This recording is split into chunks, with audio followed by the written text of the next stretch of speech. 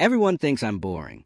But out in the garage with my tools and a lifeless bird, I finally feel alive, and I'm terrified of what that means.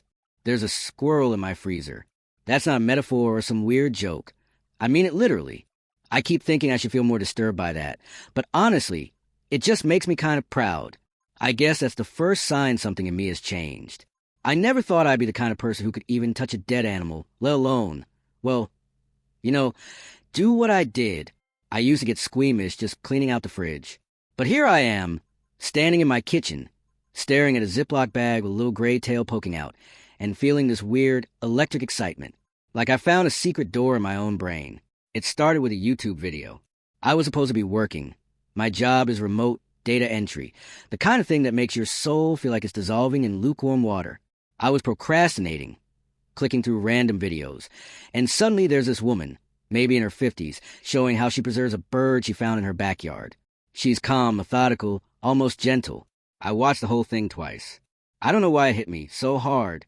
Maybe it was the way she talked about honoring the animal, or maybe it was just the precision of her hands. I felt something click. I started reading. Forums, books, old scan manuals from the 1950s. I learned words like dermested beetles and borax and tanning solution. I found myself looking at roadkill differently, which is a sentence I never thought I'd say. I even started following taxidermists on Instagram, scrolling through their work late at night, feeling this itch in my fingers. I wanted to try. I needed to try. But I didn't tell anyone. Not my girlfriend, not my friends, not even my mom, who still calls every Sunday and asks if I'm eating enough vegetables. I don't know. It felt private. Like if I said out loud, it would sound weird, or worse, like a joke. I didn't want to be the punchline. The squirrel showed up on a Tuesday. I was walking home from the grocery store, and there it was, curled up by the curb, like it had just decided to take a nap and never woke up. No blood, no mess, just still. I stood there for a long time, bag of spinach sweating in my hand, heart pounding. I kept thinking, this is it, this is a sign. I looked around. Nobody was watching. I wrapped it in a plastic bag and took it home. I spent the rest of the day in a kind of trance. I watched more videos, made a list of supplies, tried to ignore the voice in my head that kept saying, "You're insane. You're actually insane."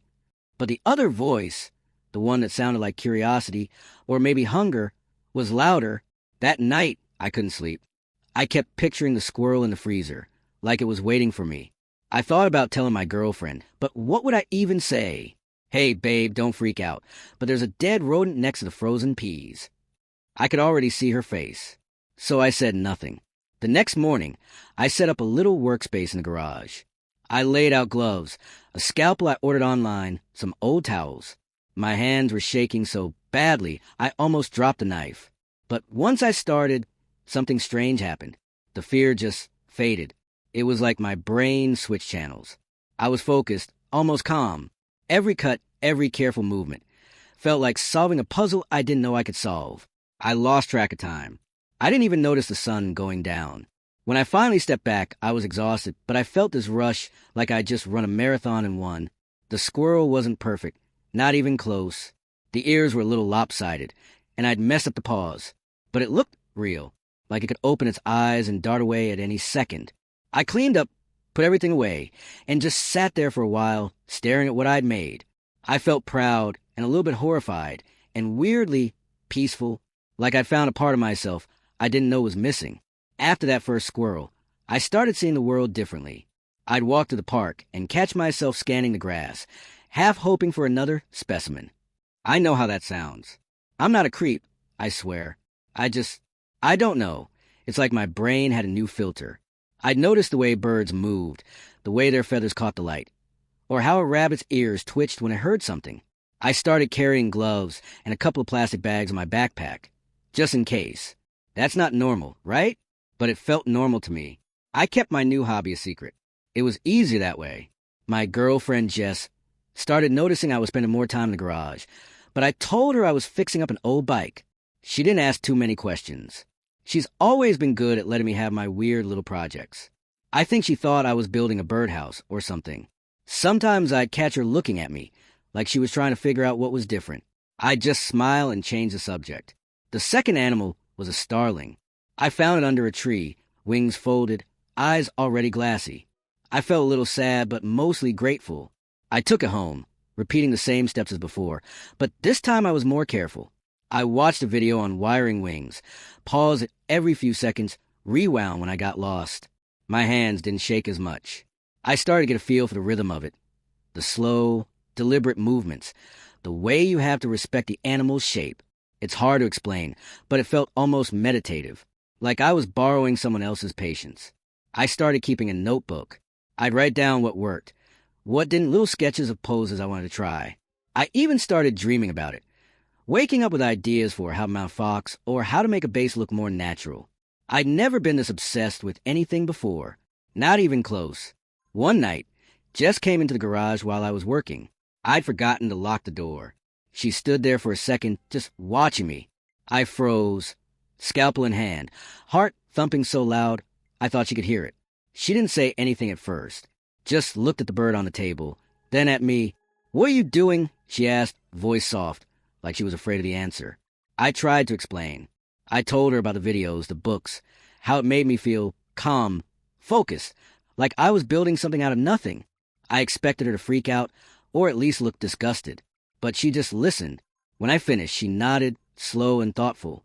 "Is it safe?" she asked. Like, "Are you being careful?" I almost laughed. That was her first question.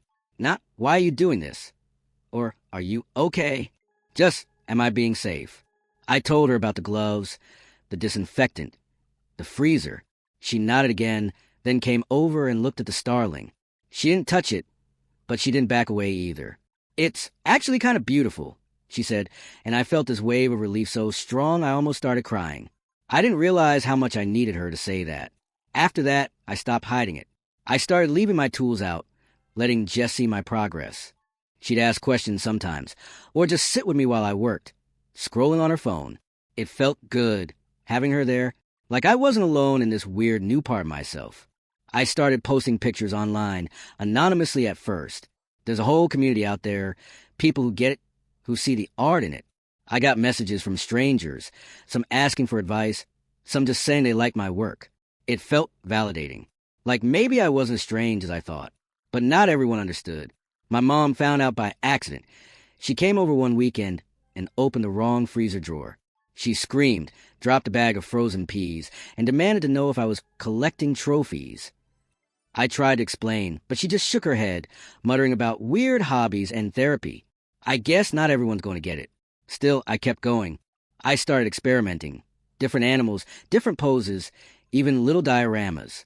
I'd lose hours in the garage, music playing, hands moving almost on their own. Sometimes I'd mess up, ruin a pelt, or break a wing, and I'd feel this sharp, stupid disappointment. But then I'd try again, and again. I couldn't stop. It's strange how something so unexpected can take over your life. I used to think I was boring, just another guy with a desk job and a Netflix account. Now I have this secret world, this thing that's mine, and I'm not sure where it's going. But for the first time in a long time, I feel awake. I started dreaming in fur and feathers. Sometimes I wake up with the shape of a fox's jaw in my mind, with a memory of a bird's wing folding just so. It's hard to explain to anyone who hasn't felt it. This pull, this need to make something that feels both alive and impossible. I'd go to work, type numbers into spreadsheets, and all the while my hands would itch for the scalpel, the wire, the soft hush of sawdust on my workbench. Jess started calling it the lab. She'd poke her head in, mug of tea in hand, and ask, "How's the mad scientist today?" Sometimes she'd bring me snacks or just sit on the old stool in the corner, scrolling through her phone, humming under her breath. I think she liked seeing me so focused, so different. I liked it too. I liked that she didn't flinch anymore, that she'd ask about the animals, even suggest poses. Once, she brought home a dead mouse she found in the garden, wrapped in a paper towel. "For your collection," she said, grinning. I almost kissed her right there, gloves and all, but there were moments when I wondered if I was going too far. I'd catch myself thinking about taxidermy at the strangest times, on the bus, in the shower, even during meetings. I started spending more money on supplies than I probably should have. My hands were always stained with something, paint, glue, sometimes blood.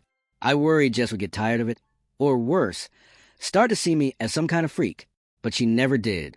Or, if she did, she kept it to herself. I joined a local group, real people, not just usernames and profile pictures. We met in the back room of a craft store, surrounded by fake flowers and bags of moss. The first time I walked in, I felt like an imposter. Everyone else seemed to know what they were doing, talking about competitions and rare birds and tanning recipes. But when I showed them my squirrel, the one with the lopsided ears, they smiled. One woman, Linda, patted my shoulder and said, "You've got the touch. You can't teach that." I felt like I had been let into a secret club. We started meeting every month. Sometimes we bring our latest projects, sometimes just stories.